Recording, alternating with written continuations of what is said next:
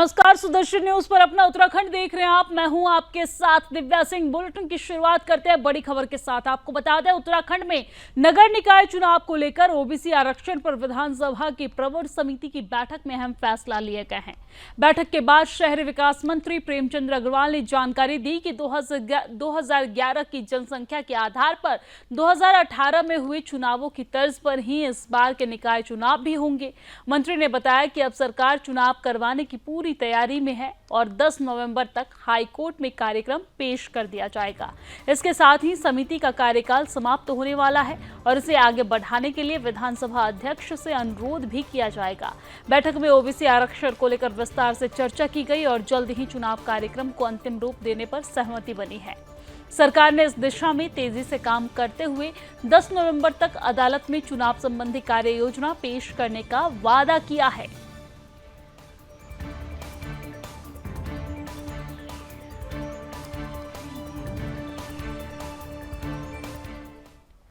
और अब अगली खबर जसपुर से है, जहां पर ग्राम कलियावाला में एक युवक की दिन दहाड़े गोली मारकर हत्या कर दी गई है। दिन दहाड़े हुई हत्या से क्षेत्र में हड़कंप मच गया। सूचना मिलते ही एसपी अभय सिंह की पूरी टीम वहां पर पहुंची और आपको बता दें कि मामले की जानकारी ली गई है। मामले की जानकारी के अनुसार ग्राम कलियावाला निवासी मंजीत सिंह पुत्र टहल सिंह को मोटरसाइकिल पर सवार 2 युवक ने उसे काम के बहाने नेशनल हाईवे पर बुलाया और गोली मार दी, जिससे उसकी मौत हो गई है। अभी हत्या के कारणों का पता नहीं चल पाया है। मंजीत की मौत से उनके परिजनों में कोहराम मचा हुआ है। मौके पर पहुंचे एसपी अभय सिंह के नेतृत्व में पुलिस ने शव को कब्जे में लेकर पोस्टमार्टम के लिए भिजवा दिया है और पुलिस सीसीटीवी फुटेज खंगालने में जुटी हुई है।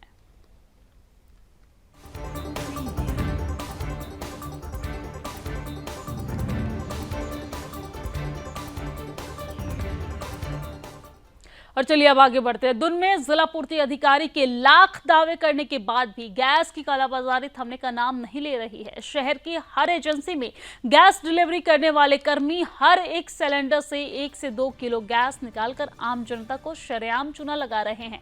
आपको ये जानकारी दे दें कि केंद्र राज्य दोनों अलग अलग तरह की स्कीम आम जनता के लिए निकालती है, लेकिन देहरादून में दूसरे प्रदेश से आए गैस एजेंसी में कार्य करने वाले तथाकथित डिलीवरी मैन अब सवालों के घेरे में हैं। हम बात कर रहे हैं दून की सहस्त्रधारा स्थित नंदा गैस सर्विस की, जहां पर कई गाड़ियां गैस की डिलीवरी के लिए लगी हुई है। प्रत्येक गाड़ी में 25 से 30 सिलेंडर डिलीवरी करने के लिए दिए जाते हैं। लेकिन क्या आपको पता है कि गैस गोडाउन से निकालते समय किसी सुनसान गली या जंगल की तरफ ये अपनी गाड़ी लेकर जाते हैं और फिर गैस सिलेंडर से कम 1 से 2 किलोग्राम गैस निकाल ली जाती है। और इस पूरी घटना की जानकारी लेने के लिए जब नंदा गैस एजेंसी के संचालक लोकेश उनियाल को कॉल किया गया तो उन्होंने फोन नहीं उठाया। तो आखिर इसका जवाब कौन देगा? क्या देहरादून की भोली भाली जनता को इसी तरह से गैस एजेंसी के द्वारा प्रताड़ित किया जाएगा?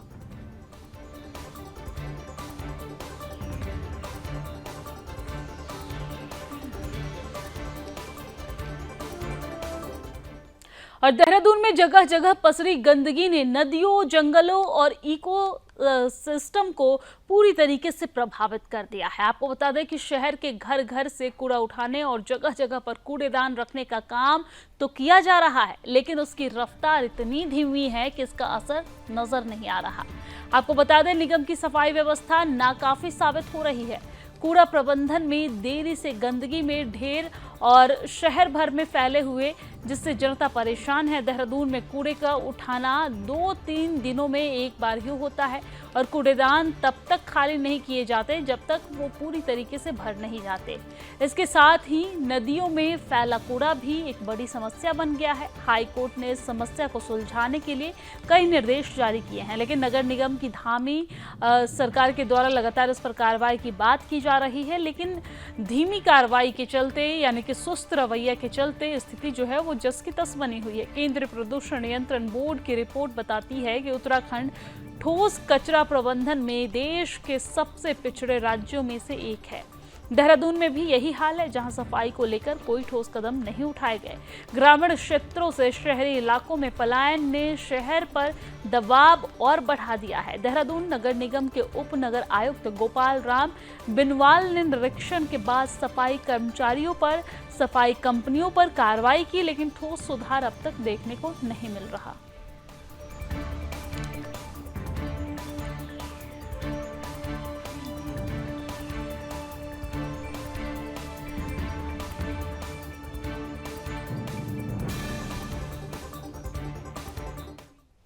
और चलिए आगे बढ़ते हैं। टिहरी में मेडिकल कॉलेज खोलने को लेकर बीजेपी और कांग्रेस के बीच सियासी तनाव बढ़ता जा रहा है। कांग्रेस प्रवक्ता शांति प्रसाद भट्ट ने सूचना के अधिकार के तहत स्वास्थ्य विभाग से दस्तावेज प्राप्त किए हैं, जिसमें ये खुलासा हुआ है कि टिहरी में मेडिकल कॉलेज अब तक स्वीकृत नहीं हुआ है, ना ही इसका कोई प्रस्ताव तैयार है। भट्ट और कांग्रेस कार्यकर्ताओं ने विधायक पर आरोप लगाते हुए वो जनता को गुमराह करने का काम कर रही है, ऐसा कहना है उनका। अगर सरकार मेडिकल कॉलेज खोलना चाहती थी तो अब तक इसकी स्वीकृति मिल जानी चाहिए थी, लेकिन विधायक द्वारा भ्रम फैलाया जा रहा है। वहीं टिहरी विधायक ने कांग्रेस पर आरोप लगाते हुए कहा है कि कांग्रेस इस मुद्दे को उलझाने में लगी हुई है। विधायक का कहना है कि यदि कांग्रेस इस मुद्दे को सुलझाना चाहती है तो मुख्यमंत्री से बात करती, न किसी मीडिया में उठाती। यानी कि आरोप प्रत्यारोप का दौर अभी जारी है।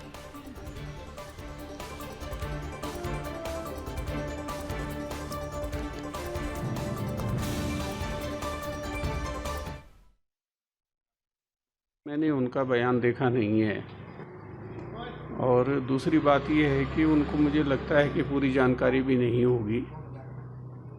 तीसरी बात, मैं उनको धन्यवाद देता हूं जो इस पर बहुत विलम्ब से जागे हैं, क्योंकि ये 15 जुलाई को जो हमारे केंद्र में और जो पूर्व मुख्यमंत्री भी हरियाणा के रहे हैं और इस देश के बहुत वरिष्ठतम नेता हैं, मनोहर लाल खट्टर जी ने टीएचडीसी को ये आदेश किया है कि आप मेडिकल कॉलेज और अस्पताल बनाइए और उसको फिर चलाने के लिए राज्य सरकार को हैंडओवर कर दीजिए।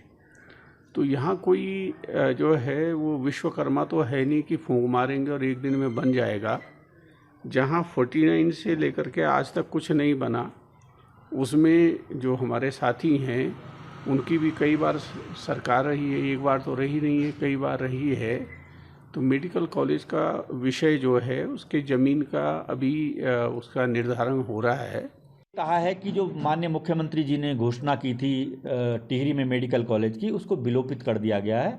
उसकी जगह ट्रामा सेंटर बनाने की 200 बेड की बात हुई है, क्योंकि एनएमसी के मानक हैं कि मेडिकल कॉलेज बनाने के लिए 220 बेड का एक अस्पताल चाहिए और उसी अस्पताल को मेडिकल कॉलेज में कन्वर्ट किया जाएगा।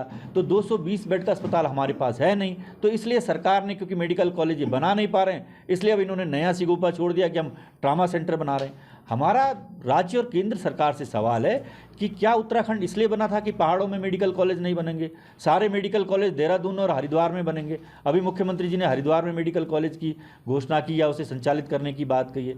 तो क्या टिहरी, उत्तरकाशी, इन जगहों में मेडिकल कॉलेज नहीं बनेगा? यहाँ के लोगों को क्या ज़रूरत नहीं है? तो हमारा विनम्र आग्रह है कि सरकार और सरकार की प्रतिनिधि, विधायक, मंत्री, सांसद ये क्लीन हैंड के साथ सामने आए और कम से कम टिहरी वालों के साथ छलावा न करें। वो साफ सुथरे लोग हैं, उनसे साफ बोलें कि हमने मेडिकल कॉलेज स्वीकृत कर दिया है, और अगर मेडिकल कॉलेज स्वीकृत कर दिया है तो हम बार बार चिल्ला कर कह रहे हैं कि उसका शासनादेश तो जारी करें।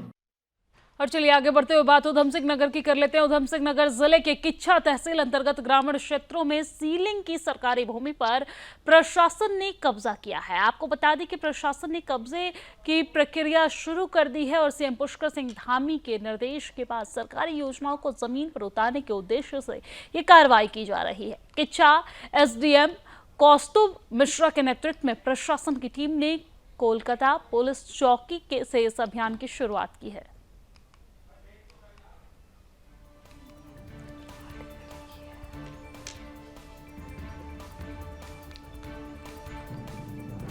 तो उधम सिंह नगर से यह खबर हम आप तक पहुंचा रहे हैं, जहां पर किच्छा में 207 एकड़ भूमि पर प्रशासन का कब्जा रहा। सरकारी जमीन पर एक्शन, ग्रामीणों में हड़कंप मच गया इस एक्शन के बाद और सीएम के निर्देश पर यह सीलिंग की कार्रवाई की जा रही है। भूमि पर सीलिंग की कार्रवाई प्रशासन के द्वारा की जा रही है, जिसके बाद ग्रामीणों में हड़कंप देखने को मिल रहा है।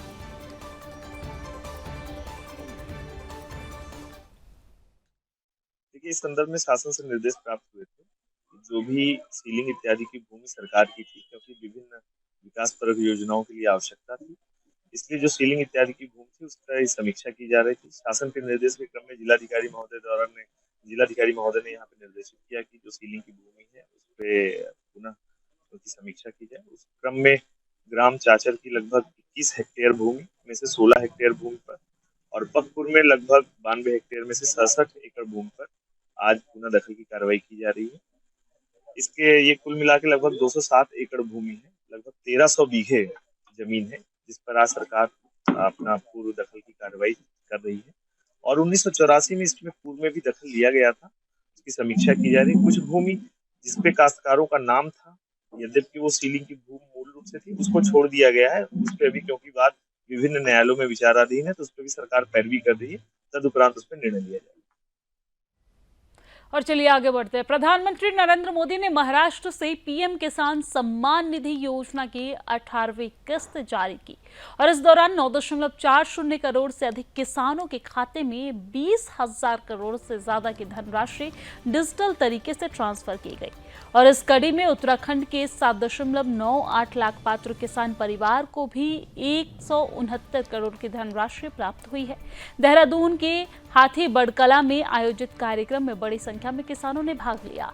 इस मौके पर प्रदेश के कृषि मंत्री गणेश जोशी ने प्रधानमंत्री मोदी और मुख्यमंत्री पुष्कर सिंह धामी का आभार जताया। मंत्री जोशी ने कहा है कि पीएम किसान योजना के तहत अब तक प्रदेश के किसानों को कुल 2,757.20 करोड़ की सहायता प्राप्त हुई है, जो उनकी आय दोगुनी करने में सहायक सिद्ध हो रही है। पीएम किसान योजना के तहत प्रत्येक किसान को सालाना 6,000 की आर्थिक सहायता दी जाती है, जो 3 किश्तों में दिया जाता है। आपको बता दें कि इसको किसान के बैंक खातों में सीधा भेजा जाता है। ये योजना किसानों को आर्थिक आधार प्रदान करने और उनकी फसल उत्पादन में मदद करने के उद्देश्य से बनाई गई है।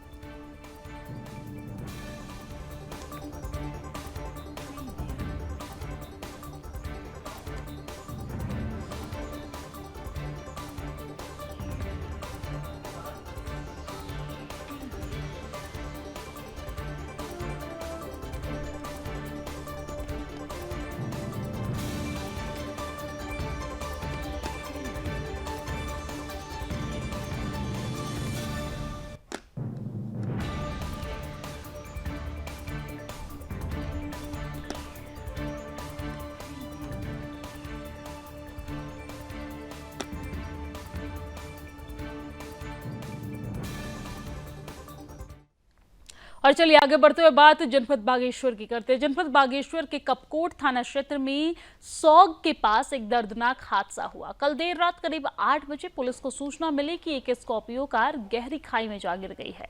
मौके पर पुलिस, फायर ब्रिगेड और एसडीआरएफ की टीम तुरंत पहुंची। हादसे में कार में सवार 3 मौके पर ही लोगों की मौत हो गई, जबकि अन्य 4 घायलों को कपकोट सामुदायिक स्वास्थ्य केंद्र में इलाज के लिए भर्ती कराया गया। मृतक के परिजनों ने कपकोट थाने में रिपोर्ट दर्ज कराते हुए इसे हत्या की साजिश बताया है। पुलिस ने शव को कब्जे में लेकर पोस्टमार्टम के लिए भेज दिया। मामले में पुलिस अधीक्षक चंद्रशेखर और घोड़के ने भी संज्ञान लिया है और जांच की प्रक्रिया शुरू कर दी गई है।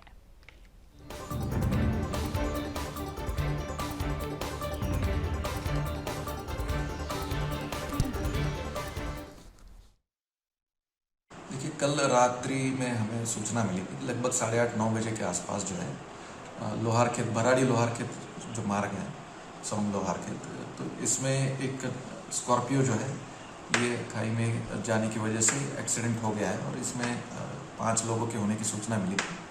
इसमें शीघ्र ही स्थानीय लोग और पुलिस द्वारा जो है इसमें लोगों को रेस्क्यू किया गया था।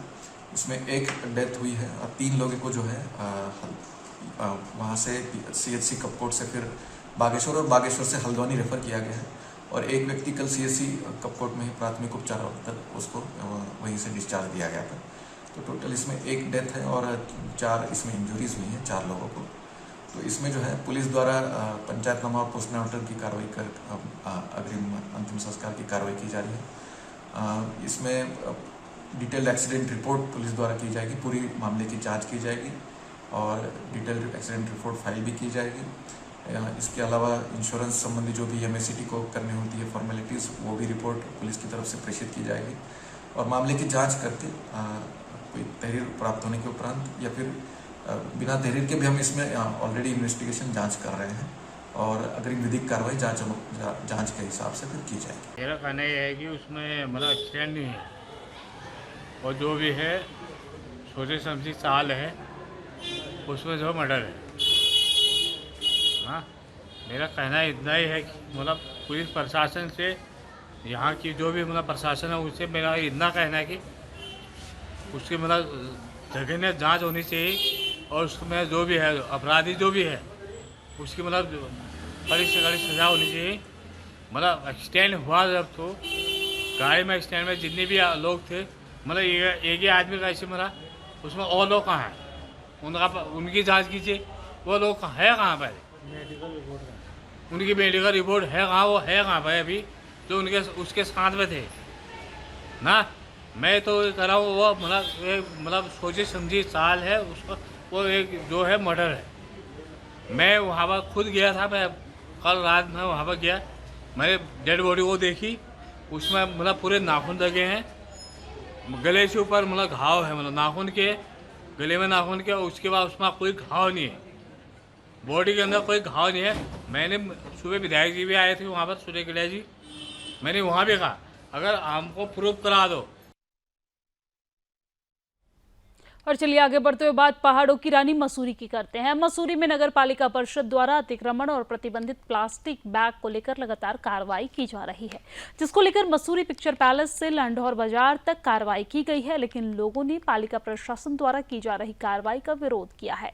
लोगों का कहना है कि नगर पालिका प्रशासन के द्वारा अतिक्रमण और प्लास्टिक बैग को लेकर व्यापारियों का उत्पीड़न किया जा रहा है।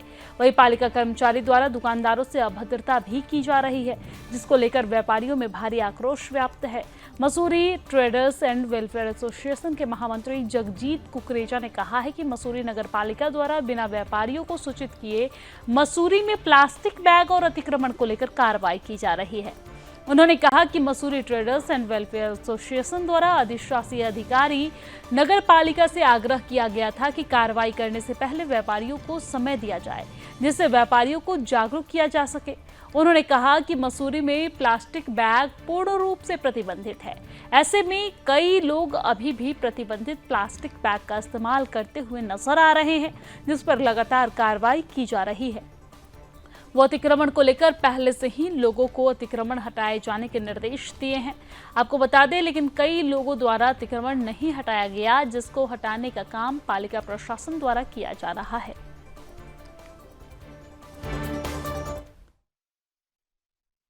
जो है लंढौर बाज़ार में जो है नगर पालिका के द्वारा एक ड्राइव चलाया गया अतिक्रमण के लिए और पॉलीथीन के लिए, जिसमें हमारा ये कहना है कि ठीक है, ड्राइव जो चलता है वो अब ठीक है, नगर पालिका की एक नियमित कार्रवाई है, लेकिन ड्राइव चलाने से पहले व्यापारियों को अपने विश्वास में लेना चाहिए था।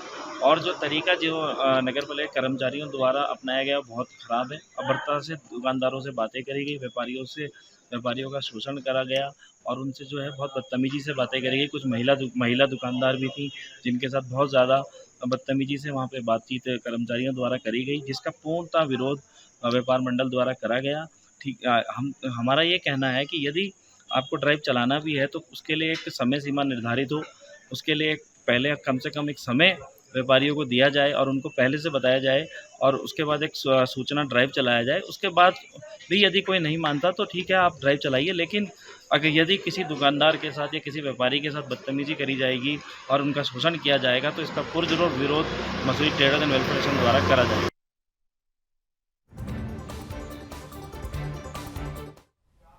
और चलिए आगे बढ़ते हैं। भारतीय पोस्ट ऑफिस के उत्तराखंड रीजनल पोस्ट ऑफिस में ग्रामीण डाक सेवकों की भर्ती के लिए 1238 पदों का अधिचयन डायरेक्ट पोस्ट ऑफिस को भेजा गया। आपको बता दें कि जिस पर अभ्यर्थियों को चयन भी कर लिया गया है, लेकिन चयनित अभ्यर्थियों के दस्तावेज जांच में तमाम गड़बड़ी के मामले सामने आए हैं। दरअसल शुरुआती जांच के आधार पर रीजनल पोस्ट ऑफिस उत्तराखंड में 2 डिवीजन चमोली और अल्मोड़ा में फर्जी तरीके से भर्ती के पास होने का मामला सामने आया, जिसके चलते दोनों डिवीजन के 6 लोगों के खिलाफ FIR दर्ज करवाई गई है उत्तराखंड राज्य में जीडीएस भर्ती में फर्जी दस्तावेज का मामला इस वजह से भी चर्चाओं में बना हुआ है क्योंकि साल 2024 में उत्तराखंड में ग्रामीण डाक सेवक के लिए जिन युवाओं का चयन हुआ है उसमें से अधिकांश हरियाणा और पंजाब समेत अन्य राज्यों के हैं। साथ ही इस भर्ती में उत्तराखंड के बेहद कम युवाओं का चयन हुआ है। सोशल मीडिया पर तमाम वीडियो भी वायरल हो रहे हैं जिसमें दिखाया गया है कि चयनित युवाओं को हिंदी लिखनी नहीं आती है, बावजूद इसके उनका चयन ग्रामीण डाक सेवक के लिए हो गया है, जिसके चलते इस पूरे मामले पर रीजनल पोस्ट ऑफिस जल्द ही पोस्ट ऑफिस डायरेक्टरेट को पत्र लिखने जा रहा है ताकि इस मामले पर कोई कड़ा एक्शन लिया जा सके। आपको ये भी जानकारी दे दें कि उत्तराखंड में पोस्ट ऑफिस के कुल 7 डिवीजन हैं जिसमें अल्मोड़ा, चमोली, देहरादून, पिथौरागढ़, नैनीताल, पौड़ी और टिहरी डिवीजन शामिल है। साथ ही इन सभी डिवीजन के तहत प्रदेश भर में कुल 2736 पोस्ट ऑफिस संचालित हो रहे हैं। हालांकि साल 2016 से पहले डिवीजन स्तर से ही ग्रामीण डाक सेवकों की भर्ती की जाती थी, लेकिन साल 2016 के बाद भारत सरकार ने इस प्रक्रिया में बदलाव कर नेशनल स्तर पर भर्ती करने की प्रक्रिया शुरू कर दी है। लिहाजा साल 2016 के बाद पूरी तरह ऑनलाइन माध्यम से ही भर्ती की जा रही है, जिसमें 10वीं पास मार्कशीट के आधार पर मेरिट बेस युवाओं का चयन किया जा रहा है।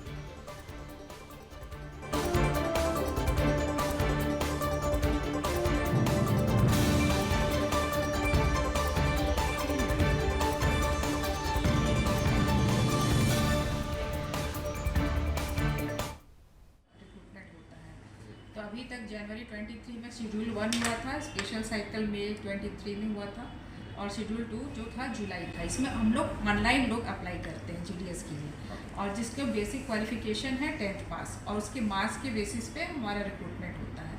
तो जब ये लोग ऑनलाइन अप्लाई करते हैं तो हमारे जो सिस्टम है उसमें ऑटोमेटिक सिलेक्शन हो जाता है क्योंकि उनके बेसिस पर जो भी उन्होंने मार्कशीट डाला है 10th का उसके बेसिस पे सिस्टम में ऑटोमेटिक सिलेक्शन हो जाता है। तो इसमें हमारा कोई मैनुअल कोई इंटरवेंशन नहीं रहता, मतलब ह्यूमन इंटरवेंशन नहीं रहता है। तो फिर उसके बाद जो प्रक्रिया होती है कि जब उनका ऑटोमेटिक सिलेक्शन हो जाता है तो उन्हें मैसेज जाता है, जो भी कैंडिडेट है जिनका सिलेक्शन होता है तो उनको बुलाया जाता है। तो फिर वो दो स्टेज पे उनका वेरिफिकेशन होता है। एक वो अपने हिसाब से अपने जहाँ के भी नज़दीकी बाहरी लोग भी अगर जैसे अब वो पंजाब हरियाणा या जहाँ से भी आ रहे हैं तो उनके वहाँ के डिविजनल ऑफिस में जाके वो लोग उसका वेरीफाई कराते हैं कि उनके पास जो भी डॉक्यूमेंट्स है वो लेके जाते हैं।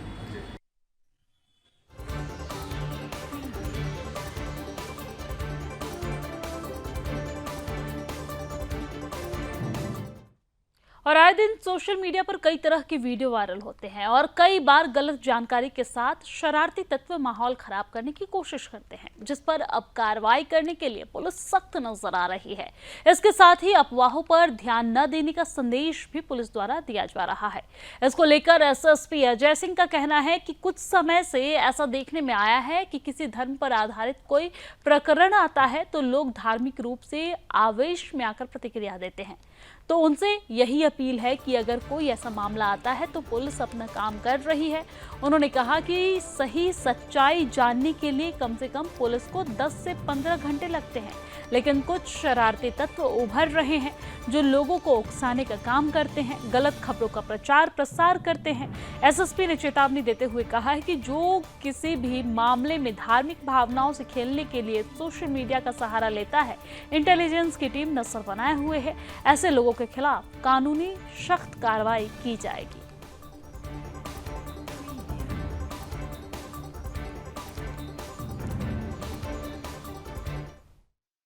देखिए, आज का विगत कुछ समय से ऐसा देखने में आया कि कहीं ना कहीं जब विभिन्न समुदाय का हो या विभिन्न धर्म का आधारित कोई प्रकरण आता है तो कहीं ना कहीं लोग धार्मिक रूप से इसमें आवेश में आने की और प्रतिक्रिया ज़्यादा कर रहे हैं। तो इसमें मेरी सभी से अपील है कि ऐसे कोई भी इंडिविजुअल मैटर अगर होते हैं तो उसमें पुलिस अपना काम कर रही है। जिस तरह आपने देखा कि पूर्व में भी 1-2 इंसिडेंट हुए थे, तत्काल अभियुक्तों की गिरफ्तारी करना या साक्ष्य संकलन करने के लिए उसमें विभिन्न टीमें तत्काल लगा दी जाती है। तो मैं यही अपील करूँगा कि इसमें संयमित रहें और सही सच्चाई जानने के लिए कम से कम पुलिस को 10 से 15 घंटे लगते हैं और सही तथ्य आने के बाद जो है उसमें सभी के सामने शेयर किया जाता है। लेकिन ये अभी देखा जा रहा है कि कुछ लोग इसमें शरारती तत्व ऐसे उभर रहे हैं जो कहीं ना कहीं धर्म के नाम पर इसको लोगों को उकसाने का काम करते हैं। आजकल देख रहे हैं कि सोशल मीडिया हो, चाहे वो उनके अपने पर्सनल व्हाट्सएप ग्रुप या अन्य ग्रुप बने हुए हैं जिस पर वो गलत खबरों का प्रसार करते हैं, जिससे आम आदमी को पता नहीं चल पाता कि घटना क्या हुई है, और उस आक्रोश में आकर वो कहीं ना कहीं जो है लॉ एंड ऑर्डर की स्थिति उत्पन्न होती है। तो मैं सभी से अपील भी करूंगा, कोई घटना होती है तो उसकी सच्चाई को जानने के लिए थोड़ा वक्त दें। और इसी के साथ अपना उत्तराखंड की खबरों में फिलहाल इतना ही। देश और दुनिया की तमाम खबरों के लिए आप देखते रहिए सुदर्शन न्यूज। जय हिंद।